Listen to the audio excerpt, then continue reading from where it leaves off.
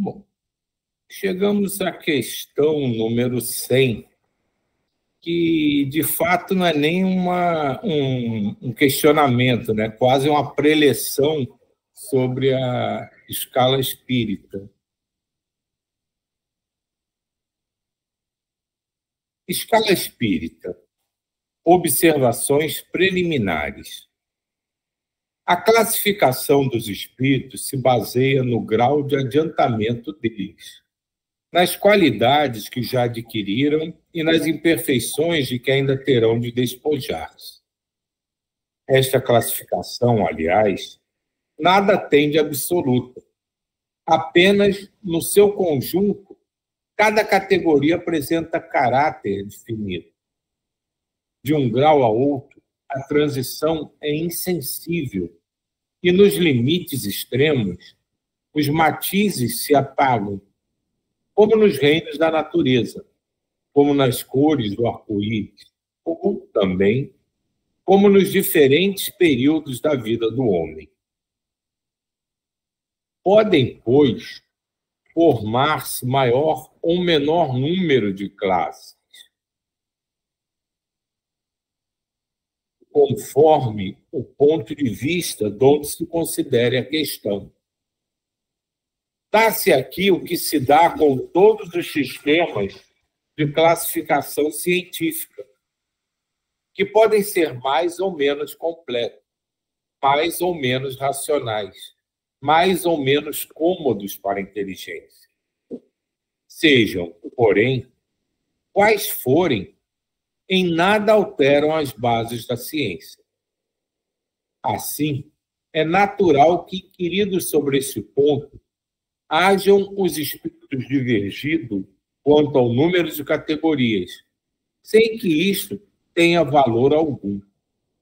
Entretanto, não faltou quem se agarrasse a esta contradição aparente, sem refletir que os espíritos nenhuma importância ligam ao que é puramente convencional. Para aqueles, o pensamento é tudo. Deixam-nos a forma, a escolha dos termos, as classificações, numa palavra, os sistemas.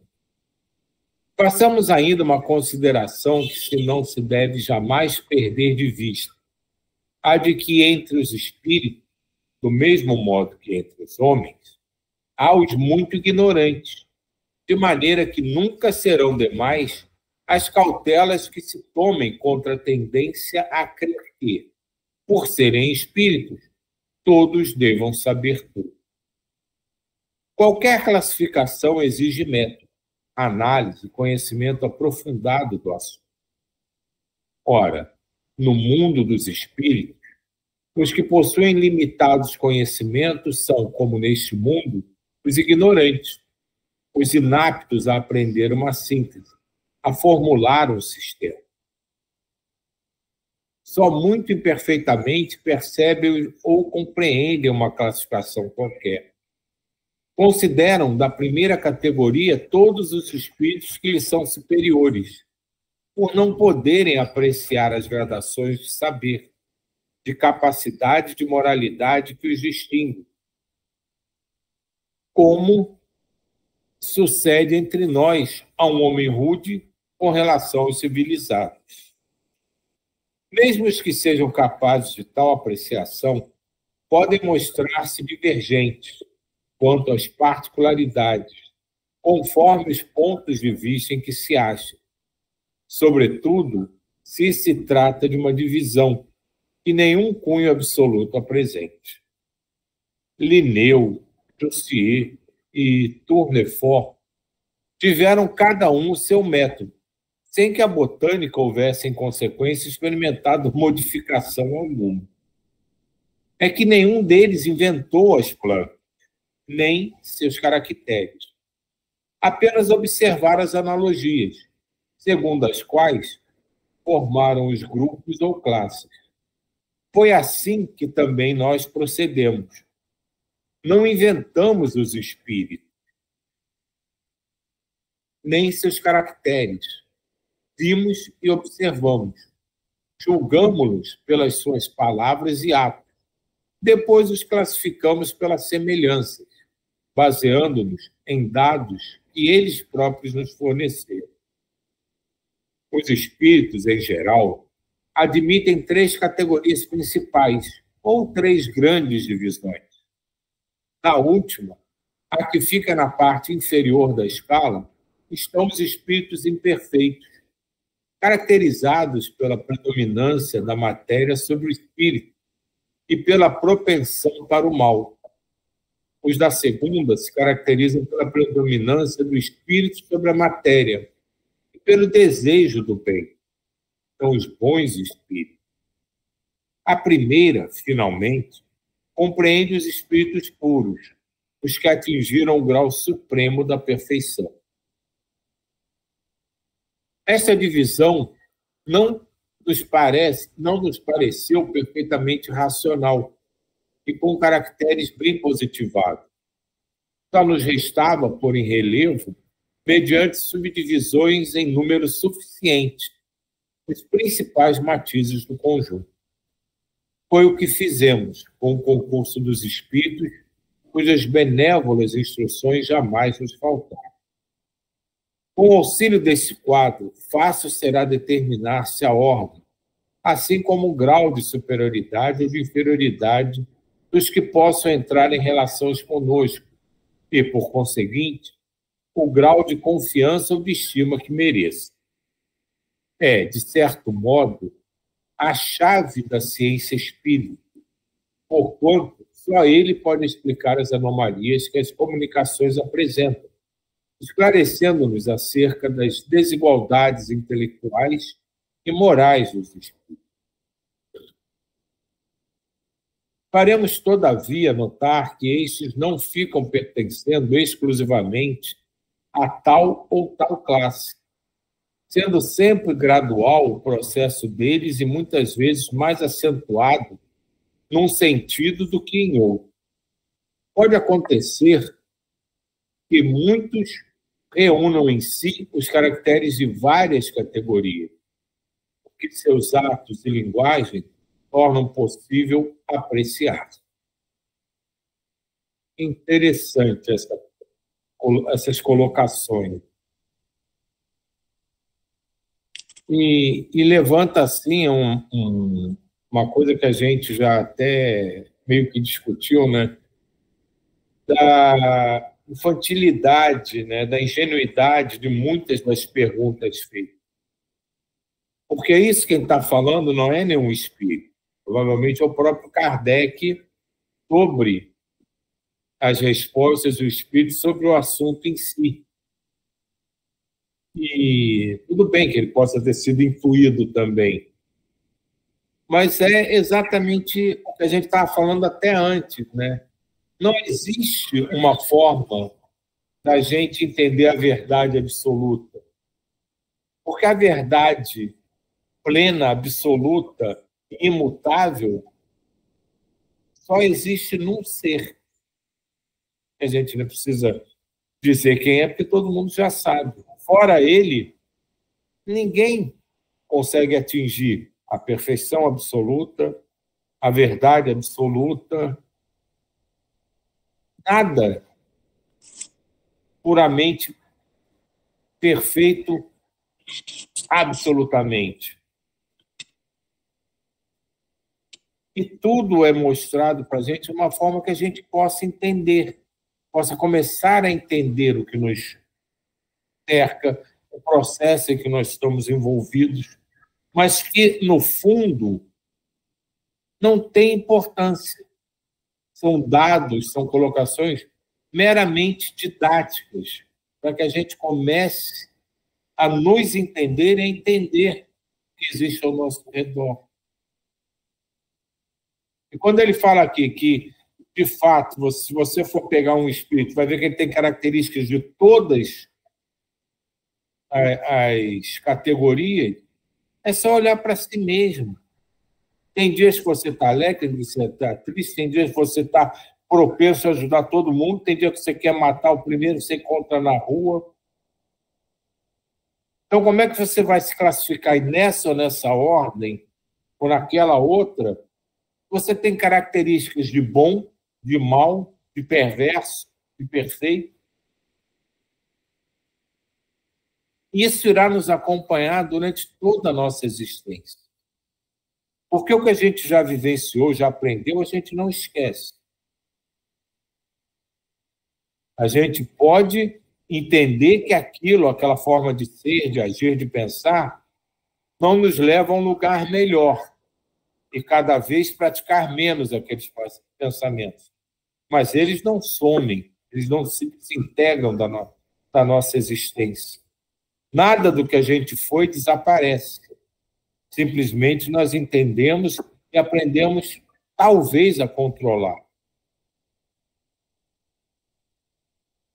Mas nós somos o que somos. A cada tijolinho da nossa construção, aumenta o tamanho da construção. Mas os primeiros tijolinhos continuam lá. E, por incrível que pareça, são eles que são a base da nossa construção. Mesmo que a gente agora pense que tudo que a gente fazia antes era errado, era inominável, mas eles são a base do nosso caminhar. E eles não desaparecem.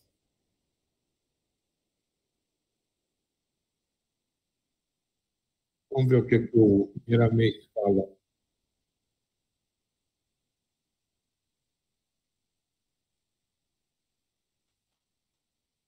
Escala espírita. A escala espírita não é definitiva, nem muda nada nas leis naturais de Deus. É qual a flora e a fauna na organização dos homens. Não passa de um sistema de classificação das plantas e dos animais em qualquer lugar da Terra. Dividindo o reino das almas em 3 dimensões, ficaremos conhecendo a qual pertencemos pelos impulsos que nos assaltam e os sentimentos que nos envolvem, mesmo em espírito, estando livres de quaisquer pelas humanas ou ordem que porventura nos seja dada, partindo da terra ou dos nossos companheiros espirituais. Isso é para que se possa ter uma ideia sobre a que faixa pertence aos espíritos, tirando uma base pelas suas intuições e certamente pelos seus pensamentos. Sabemos que todos desejamos pertencer à classe dos puros espíritos. No entanto, tal fato depende primeiramente de Deus e depois de nós mesmos. Vamos buscar no Evangelho o melhor entendimento para esse assunto. Quando Jesus responde à mãe de Tiago e João, ao desejar ela que o mestre colocasse seus filhos ao seu lado. Vejamos a sua resposta.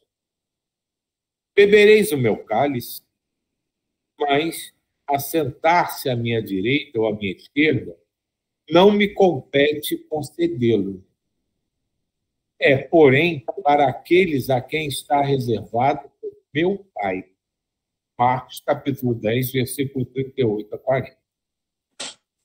E quando depende de Deus, depende de cada criatura, de esforço e da posição que já conquistou no avanço do tempo.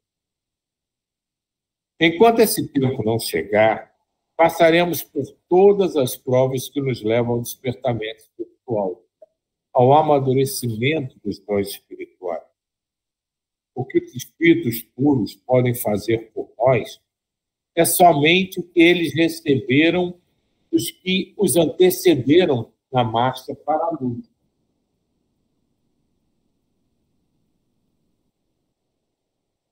Os espíritos ignorantes, não, exemplos de pureza, de honestidade, de amor e de caridade. Os espíritos ignorantes, por vezes, desconhecem, mas existem muitos e muitos seus irmãos da luz, trabalhando em benefício deles. Somente o futuro lhes mostrará o quanto receberam dos seus irmãos maiores. No entanto, a decisão cabe a eles em todos os aspectos, como sendo a vontade de Deus. Cada alma tem uma certa liberdade, e o que toca a ela de livre-arbítrio, ela usa de acordo com a sua elevação.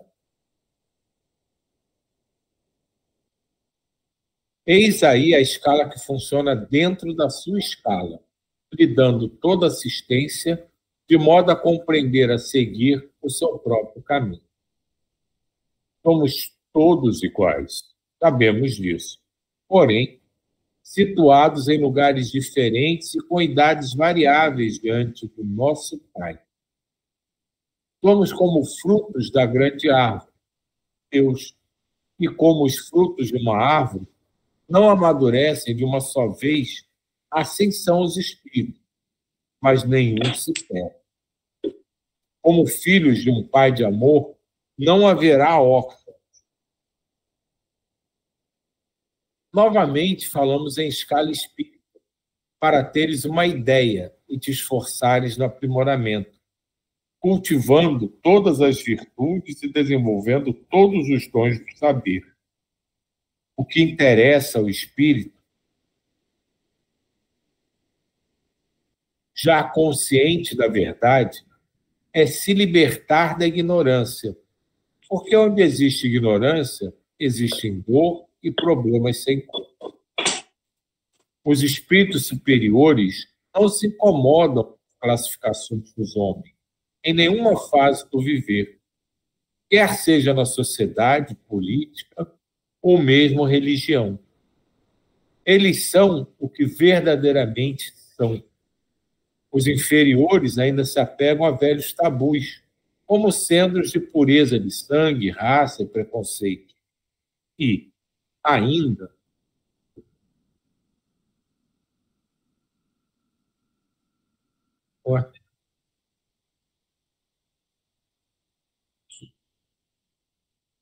está faltando uma página? Não, está faltando uma página aqui. Poxa, sobre uma página aqui. Acabou. Oi. Era o mais importante para a gente aprender. Pronto. É interessante isso, né? Das pessoas classificarem aprendizados, a classificar tudo, né? A gente tem essa. É um julgamento, né? A gente julga, classifica, e é o cérebro da gente funcionando dentro desse humano que a gente tem, eu vejo assim. E a gente também não tem como fugir disso, porque é o que tem. Mas é interessante quando você vira e fala, e ainda mais assim, depois de ontem que eu convivi com alguns espíritas de matizes, mas bem espíritas, assim, mais raízes e tudo, né? E aí você fala, e aí eu falando sobre as questões dos fenômenos, né? Da mediunidade, essa coisa toda, e eu falando assim, gente, para mim a mediunidade é um trabalho, mas não é, sinceramente, não é o mais importante, é como eu me conduzo, né, na vida, é como eu. Aí a gente estava conversando, aí a gente chegou no Chico Xavier e tudo. Eu falei assim: para mim, os parâmetros que eu tenho que seguir é Chico Xavier, Jesus. Tudo bem, eu não estou dizendo que eu vou chegar neles, mas são os exemplos que eu tenho. Mas não, eles. Não, Chico, você não. A gente coloca eles lá num patamar muito alto e vira e fala assim que a gente não pode chegar neles. Não é que chegar neles no sentido de ser igual a eles, não é isso. Mas de tê-los como exemplo e termos como caminho para ir, como seres, né? Não como médiums, não, Jesus e tudo. E eu me lembro do meu pai falando assim, quando tiver numa situação assim, pensa o seguinte, Jesus faria isso?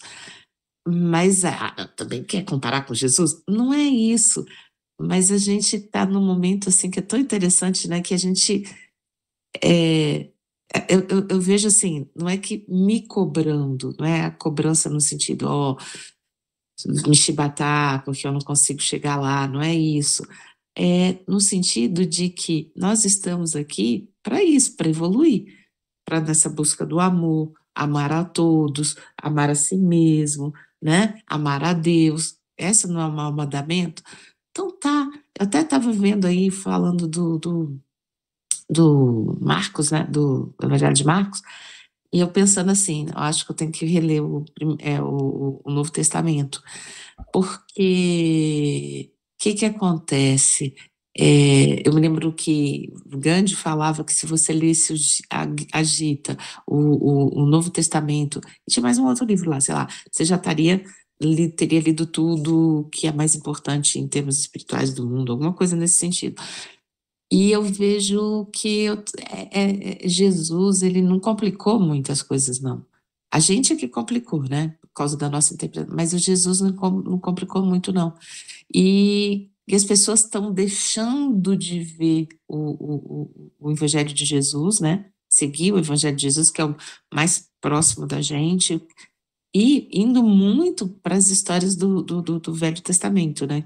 E o Velho Testamento, que é a parte mais antiga lá da Bíblia, é muito, assim, eu brinco quando eu encontro pessoas que falam, estudam a Bíblia, eu falo assim, essa parte da Bíblia é muito doida, porque tem umas coisas, assim, bem pesadas, tem coisas bacanas, mas tem coisas, assim, meio esquisitas dentro da parte antiga da Bíblia. E é aonde mais cabe interpretação, né? Porque aí cada um interpreta do jeito que quer. No Jesus, ele não deixa margem para uma interpretação. Amar a Deus, amar ao próximo e a si próprio. Ele não deixa, você não tem como passar uma interpretação, né? E aí a gente vê que as pessoas começam a distanciar disso para, sei lá, justificar talvez, né? E aí a gente vê isso, assim, aí de repente você começa a ver as pessoas nessa classificação no caso no meio espírita, de mediunidade, com ação, a fulano é melhor, então esse faz isso assim, é errado, é certo, isso daí viaja, e aí você começa essas classificações e você fica assim, gente, mas não foi isso que Jesus falou. Não está falando de classificação, está falando do que a gente pode fazer enquanto está aqui. Mas parece que o ser humano tem certa dificuldade, né? Você não tem a dúvida. E só para a gente não ficar no vácuo, eu abri outro livro, tem aqui, só faltavam 2 frases, na verdade. E ainda mais, são apegados aos bens materiais, que ao invés de ajudá-los no grande trajeto para o lado de Jesus, crucifica-os no lenho da consciência. Só para o texto não ficar sem a finalização, né? Mas é muito doido tudo isso mesmo, né? E muita coisa, não só disso, né, que a gente discute aqui, das coisas que a gente conversa, muitas coisas ao longo das nossas vidas a gente vai percebendo depois com o tempo que foram meramente para naquele momento a gente entender determinados contextos, mas que não são fundamentais para a nossa vida em si. Como ele fala das classificações dos animais, das plantas, tá tudo classificado, mas o animal não deixou de ser animal, a planta não deixou de ser a planta, nenhuma característica deles, de fato, mudou porque elas foram classificadas. Da mesma forma como ele fala dos espíritos, isso aí tem essa classificação e tal, aí a gente entende mais ou menos as gradações, mas o espírito é o que é, não modifica nada disso, e ao longo da jornada a gente vai vendo que a gente tem as características de vários grupos, e já numa leitura anterior ele falou que para ser justo cada um tinha que ser uma classificação, porque cada um está num momento de aprendizado, e a gente tem que ter isso em mente, na nossa mente, que somos o que somos, e a gente precisa sempre buscar o melhor de nós mesmos, não o melhor do que está ao nosso redor, não das pessoas que podem estar conosco, mas o melhor de cada um. Isso se chama fazer a sua parte. E é aquela coisa do você começar a entender que o eu não satisfaz ninguém. O nós é um arremedo do eu, porque o nós só existe se o eu estiver junto. E a gente começar a entender que o pronome que precisa ser usado em todas as nossas ações, pensamentos e palavras é o vós. Quanto mais a gente aprender e se melhorar e crescer, mais a gente pode fazer pelos outros, não por nós mesmos. Esse é o princípio da evolução. Realizar mais e mais pelos outros. Se a gente pegar as frases, os ensinamentos atribuídos a Jesus, ele sempre disse vós, o vosso. Ele não veio aqui por ele ou para nós celebrarmos juntos. Ele veio aqui pelos outros. Ele veio aqui para pregar justamente o vosso reino. E não é o reino de Deus como a gente imagina inatingível, não. É o reino de Deus dentro de cada um.